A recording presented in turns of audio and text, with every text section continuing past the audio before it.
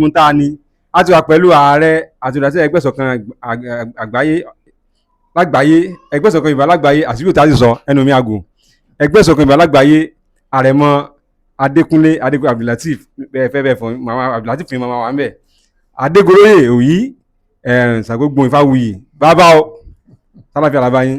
adúpẹ́ o, ọkùnrin ń dáhùn. ọkùnrin kàkúkú. àníyàn Ọlọ́run má bẹ̀rù èpè. àníyàn Ọlọ́run má bẹ̀rù èpè kó ló má wù èpè àníyàn Ọlọ́run náà kó má wù èpè. akóríire ti iléeṣẹ́ tuntun ọ́fíìsì tuntun tó ń dáhùn gbìnrín àti òǹtẹ̀jọba àpapọ̀ tó wọlé tó àwọn wẹ́rẹ́ kò ní bàjẹ́ lágbára Ọlọ́run. bàbá ká tó wọnú ìtẹ̀ bá kí gbogbo ọmọ Yorùbá ní belenje ni o belenje. gbogbo ẹ̀yin ọmọ Yorùbá, gbogbo ọmọ Odùduwà, àkí ẹ káàárọ̀, ẹ káàsán, ẹ kú dájí, ẹ káalẹ́, gbogbo ìgbà tọ́wọ́ jẹ ètò yìí bá dé báyìí. mo fi gbogbo ara kí bàbá wa Ọọ̀ni Ìrìṣà Àrólé Oòduà àti gbogbo ọba aládé tó wà nílẹ̀ Yorùbá pátápátá pé àpò afẹ́rẹ́ yìí ẹ̀ṣọ́ máa jẹ kó pẹ́ o. mo ṣe kábíyèsí gbogbo orí adé. kábíyèsí gbogbo orí adé o. bàbá nìkan ibi ọjọ́ mélòó kan ni nǹkan lásán lẹ́lẹ̀ Yorùbá tí ayọ̀ gba ọkàn àwọn èèyàn pé bá a ti fi orí bẹ́ẹ̀ náà lórí nígbà tí ìjọba àpapọ̀ tí wọ́n ní àwọn gbé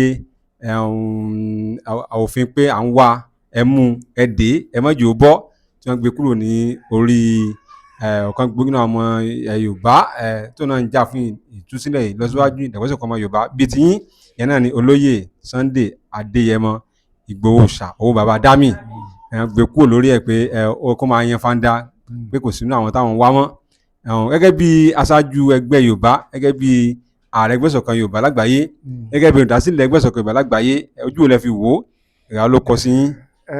ẹ ṣe olótùú, ṣe rí àkọ́kọ́ náà adúpẹ́ lọ́wọ́ Ọlọ́run, mo dẹ̀ adúpẹ́ lọ́wọ́ gbogbo èèyàn, àtẹni tó dúró àtẹni tí ò dúró, àtẹni tó sọ pé Ọlọ́run mú, àtẹni tó sọ pé Ọlọ́run ajó bọ́m̀bẹ̀, gbogbo wọn pátápátá la dúpẹ́ fún.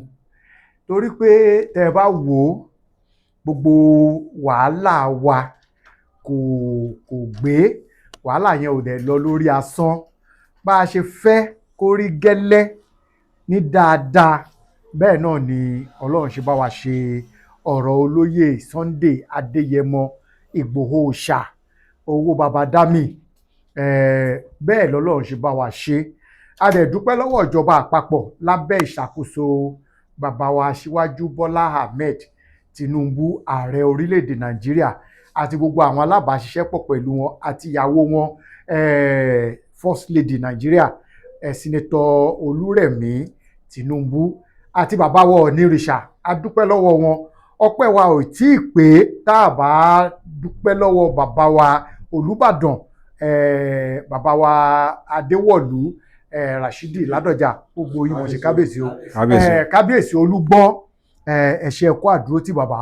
gbogbo ẹ̀yin àgbààgbà wọ̀nyí pátá ẹ ṣé ẹ kú àdúrótì. bàbá Bánjí Akíntóyè, bàbá ẹ kú ìfọmọ ènìyàn ṣe, ẹ kú ìfaradà, ẹ kú àìsàn àìwo, ntẹ gbé dání Olódùmarè ò ní dànù. Yèyé Dámì, Prophet ológun, bàbá Ìjẹ̀ṣà, gbogbo àwọn tá a lè dárúkọ àti gbogbo ọmọ ẹgbẹ́ ìṣọ̀kan Yorùbá àti gbogbo ẹ̀yin àgbààgbà tá a jùmọ̀jọ ń wúre pé kó Olódùmarè jọ kó jẹ́ kọ́rọ̀ náà kó rẹ̀sọ̀. ọ̀rọ̀ náà ti rẹ̀sọ̀ báyìí, ṣùgbọ́n o tí Yorùbá bá ti lọ tán bá bọ̀ wọ́n ní tọmọdé bá ṣubú àwò wájú, tágbà bá ṣubú àwò ẹ̀yìn wò. ọmọdé tó ṣubú tó wo wájú afẹ́rí tó gbé ṣubú, àgbà tó ṣubú tó ń wẹ̀yìn wò ó ń wo ohun tí ń lébọ̀ lẹ́yìn. ìmọ̀ràn ńlá tí mo ní fún olóyè Sunday Adéyẹmọ Ìgbòho Òòṣà ni wípé mo ti sọ̀rọ̀ yẹn rí nínú ètò kan pé kì í ṣe gbogbo wọn tí wọ́n bára wọn nínú Yorùbá Nation yìí ni wọ́n wá síbẹ̀ láti ṣe. àwọn kan wá nítorí pé orúkọ Sunday Adéyẹmọ ń tà, wọ́n ń lò gẹ́gẹ́ bí àgúnmu òwò láti lè wá jíjẹ múmu tiwọn, kì í ṣe èrò tó wà lọ́kàn olóyè Sunday Adéyẹmọ ló wà lọ́kàn tiwọn. ṣùgbọ́n eléyìí ewu ni, ó ti lọ, ó ti di àfihẹ́yìn tí eégún fi ṣọ. Kí olóyè Sunday Adéyẹmọ Ìgbòho Òòṣà kó padà, àwọn àtúnṣe tó bá yẹ kó ṣe lẹ́kùnrẹ́rẹ́ kó lọ ṣe wọ́n, nítorí pé Yorùbá sọ pé ká tó pa ejò àkọ́kọ́ palẹ̀. Gbogbo àwọn ejò tó wà ńlẹ̀ kó rí pé òun palẹ̀ kó tó lóun fẹ́ pejò. Ọ̀rọ̀ ìjàngbara Yorùbá kì í ṣe n tó yẹ kó tún sáré kánjú wọ̀, kó kọ́kọ́ ṣe àtúntò Yorùbá nation yìí ná. Àwọn tó wà ní diaspora mo ti sọ rí pé àwọn kan ìmọ̀tara ẹni nìkan, tá bá gba Yorùbá nation yìí náà àwa ni, àwa la fẹ́ máa ṣàkóso ẹ̀, ìhà ibìkan ló fẹ́ máa ṣe, orí ló máa ń ṣáájú tí gbogbo ara tó kù tó máa tẹ̀lé. Kò dẹ̀ sí ìran ojúgun tí ń gbẹ̀yìn, ìwájú ni wọ́n ń gbé. Kó lọ tún ọ̀rọ̀ Yorùbá nation tò dáadáa. Iṣẹ́ yìí kan bàbá Bánjí Akíntóyè gan, ó kan Prophet Ológun dáadáa.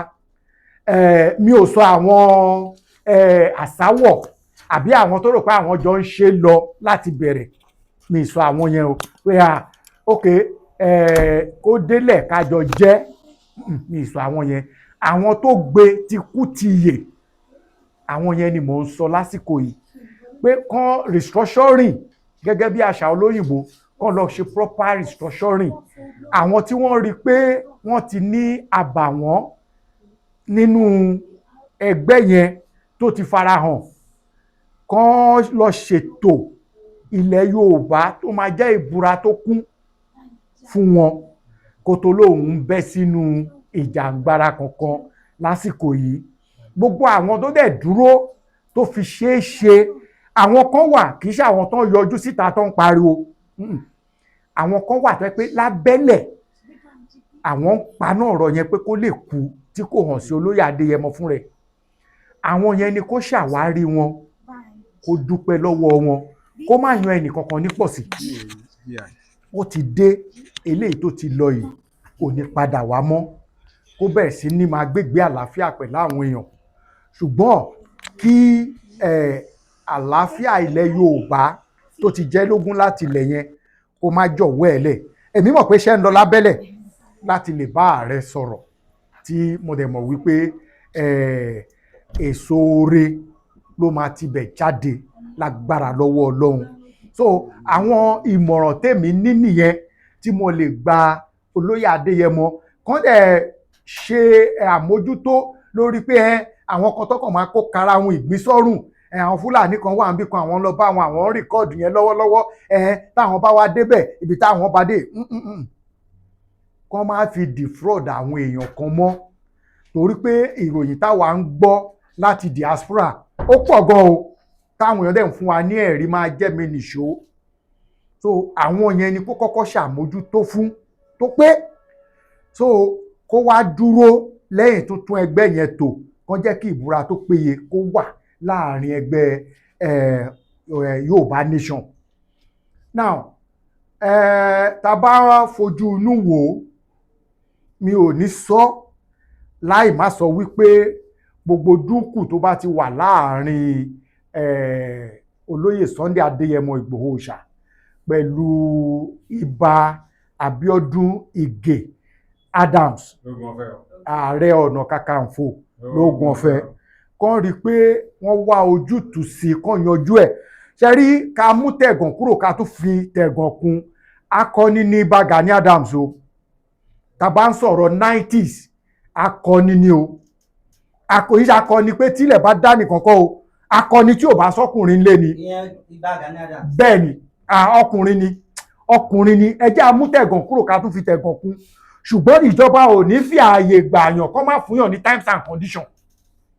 Àwọn times and condition tíjọba gbé Ìbà Gani Adams sí ni kò lè ṣiṣẹ́ kọjá ààyè ẹ̀. Mo mọ̀ pé kán tó lè gbé báǹdì kúrò lórí orúkọ olóyè Sunday Adéyẹmọ Ìgbòho Òòṣà fún rẹ̀, ó máa ní àwọn times and conditions tíjọba máa gbélé.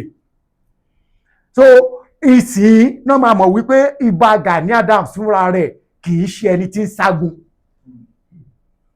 Ṣé mọ̀ wípé tá bá ti fi gbèǹdéke sí nínú ọ́fíìsì ààrẹ tá wà yìí sí, mo ti bá sọ fún pé lágbájá tó wà lábẹ́ àṣẹ iléeṣẹ́ yìí, tó wà lábẹ́ àṣẹ ẹgbẹ́ yìí, ẹ gbọ́dọ̀ ṣiṣẹ́ kọjá bíi, ẹni tó bá ṣiṣẹ́ kọjá ibẹ̀ ó ti lùfin ẹgbẹ́ yìí.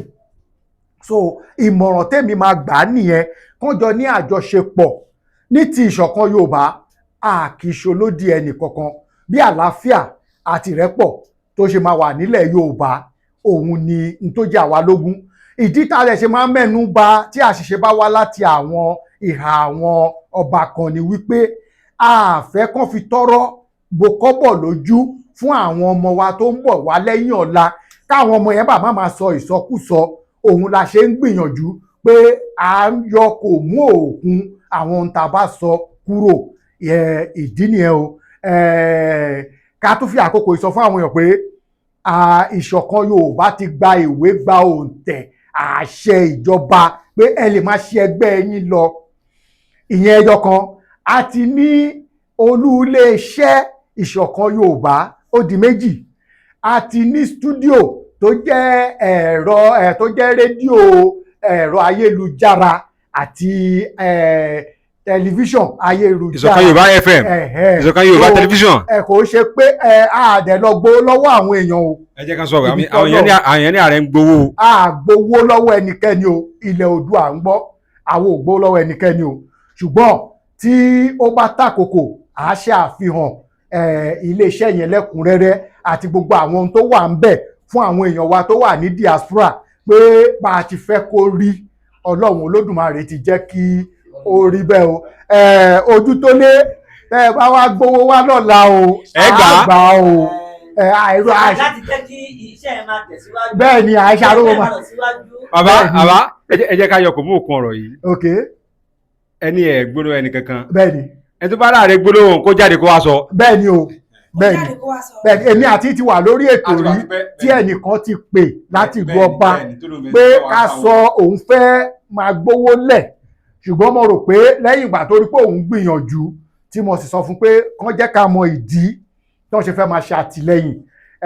Ìdí yẹn ò fẹ́ fi gbogbo ara múlẹ̀, ẹni náà ò sì pè mí mọ́ láti gbà náà. A ní láǹfààní àti dárúkọ ẹni yẹn, ṣùgbọ́n èmi àti ẹ̀ sọ̀rọ̀ dáadáa tí kì í ṣe ọdún kan. Ọ̀rẹ́ tí bọ́lá tẹnu ààrẹ àti olùdásílẹ̀ ẹgbẹ́ ìṣọ̀kan Yorùbá ọmọọba Àrẹ̀mọ Abdulateef Adékúnlé Adégoroyè Òyí Ifáwuyì Ìsàngógbòhùn ààrẹ ẹgbẹ́ ìṣọ̀kan Yorùbá lágbàáyé. Nọ́mbà ọ̀nà lè parẹ́ sí ẹjẹ́ èmi àṣọ kan, ààrẹ ògbó tẹ̀lé bọ̀ ẹ máa ń fà rẹ lówó báyìí, ààrẹ ò gbà. Àgbà o, táwọn náà bá ta bá fi gbogbo iṣẹ́ tó ń lọ bí wọn bẹ́ẹ̀ ni. Nọ́mbà tán lè pè sí. Nọ́mbà tán lè pe ààrẹ ìṣọ̀kan Yorùbá sí ni 081 46 66 0288 081 46 66 0288 nọ́mbà tán lè pe. Àràfẹ́já lọlé, Òwútú à ń lọlé, Musa Gbémi débẹ̀, Tóyìn Pòrèrò, ó dàbọ̀.